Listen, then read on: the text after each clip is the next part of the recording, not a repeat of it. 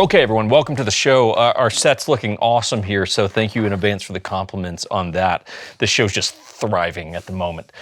So me and the dog, what we're talking to you about today is a little bit of, I wouldn't say etiquette in relation to home inspections, but a little bit of, hey, look, if you're buying a house, you're going to do an inspection, and what are the things you should be looking for? What are the things you should be looking for aside from useless animals that could be potentially squatting inside of the house, literally squatting.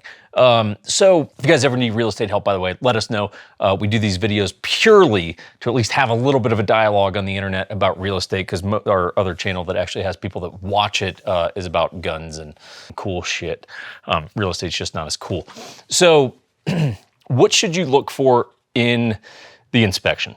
Well, I always tell my clients this, which is, hey, a home inspection is like going to get a physical at the doctor's office, where the doctor's basically required to tell you not only things that are actually wrong with you, but anything that has the potential to be a problem in the future, which is basically anything. Really, when you think about it, they're like, well, sir, your whatever is not a problem now, but 20 years from now, it could be a problem for you. And you're like, so you telling me to do something? They're like, no, we're not telling you to change anything. We're just making you aware it could be a problem one day. You're like, so what the fuck are we talking about then?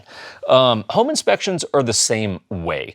You as a home buyer are gonna learn about a lot of things where you're going, so this house is a piece of shit. Like at the end of almost every home inspection, you're left going, what a dump. But it's not, it's fine. House is fine. See, here's what you got to keep in mind when it comes to home inspections. A house is put onto the earth. Well, the earth is always moving, right? It's just kind of moving and shaking, and depending on where you are, it's actually moving and shaking as the earth moves and shakes sometimes. So there's going to be natural wear and tear. There's also a thing called weather and your climate that you live in. Those things have an impact on your house in terms of things expanding, contracting, rain, snow, hail that hits on the house, and well, what way is the house facing, and all this kind of stuff. So the house is going to have wear and tear. It's just the nature of the beast. If you take a house that's 1 year old, I promise you there's going to be little nitpicky things that an inspector is going to say, well, yeah, you could do a better job on this. Cool. What do I actually need to know, though? So what you're looking for are the things that are truly problematic. So much of it in an inspection, what I do, I always get to the inspection a little bit early, and I'm like, all right, inspector, what's the deal?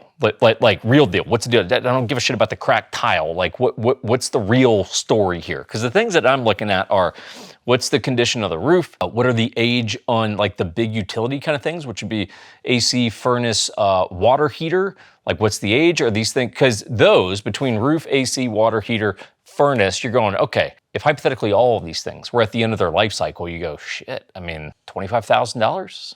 You're like, I don't know, 25 grand. You can finance just about anything these days, apparently. So no doubt you could finance those things if you needed to go get new ones. But hey, the reality is those are the things that I'm looking at, because those are typically like out of pocket expenses. So I'm looking at those, and then any other like problematic functional things like, hey, are there any active leaks? Are there any like true problems? Not, is there a little hole that's in the drywall there because, they took the TV down and it left a little hole?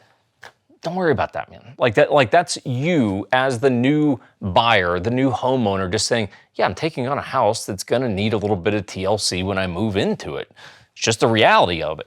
What I'm looking for are the problems. Are there foundational problems? Is the roof leaking? Stuff like that, okay?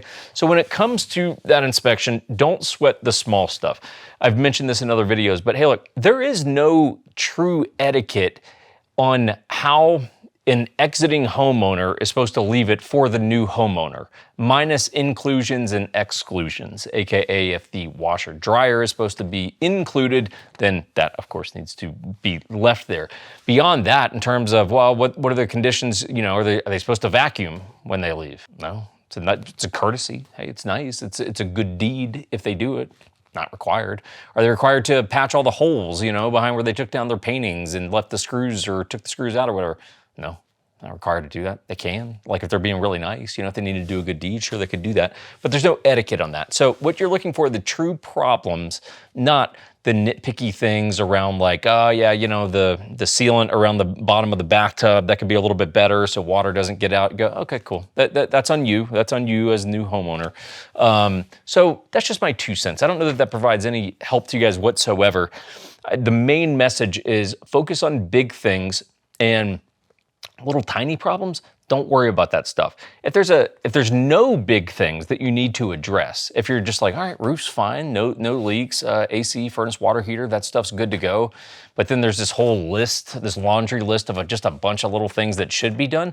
Okay, cool. Maybe ask the sellers to like give you $1,000 credit for your closing costs, which will save you $1,000 out of pocket. That you could use as like, hey, we go into the house knowing, hey, we got a little $1,000 upgrade budget that we can use to, recaulk the tub or fix this tile or whatever the thing is. That would be my 2 cents to you. Don't get too greedy with it. Like I said, if you guys ever need real estate help, let us know. He may be your agent. It kind of depends. Like if you're buying a dog house or something like that. See, he's so weak. I just barely put my foot on him and he just falls over. And yet he's also a complete psycho killer at the same time, which is kind of cool. Like I said, if you need real estate help, let us know. You can subscribe to this channel if you have nothing else on the internet you have left that you want to follow. Beyond that, I don't know. I don't really care if you do or not. So anyway, you guys take care. We'll see you soon.